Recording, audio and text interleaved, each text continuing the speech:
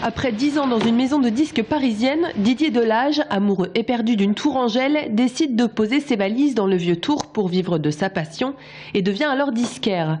Une belle histoire si le grand méchant téléchargement n'avait pas débarqué.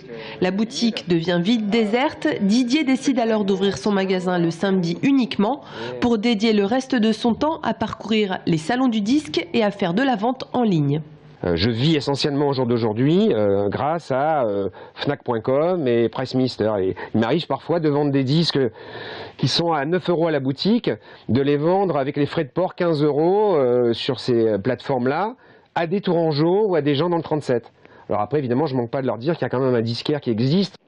Dans les années 90, on trouvait à Tours des disquaires spécialisés reggae, punk, ainsi que plusieurs boutiques généralistes. Aujourd'hui, 4 disquaires survivent, dont certains comme OCD qui ont recentré 70% de leur marché sur la vente de DVD. Aujourd'hui, Didier, lui, a trouvé une autre niche pour sortir son épingle du jeu avec la vente de disques d'or ou de platine authentifiés, avec des prix oscillant de 150 à 4000 €.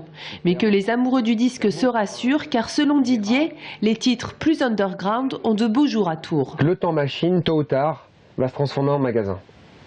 En machine, c'est ouvert le soir. Rien ne les empêche d'utiliser une partie de leur espace pour devenir un magasin qui vend les vinyles, les CD des groupes qui viennent jouer chez eux et les copains de ce réseau très underground. J'en suis sûr, un jour ou l'autre, ils seront disquaires. Le temps machine, une scène sur laquelle Didier a découvert l'Escope, l'un de ses derniers coups de cœur qu'il se charge de diffuser auprès des clients.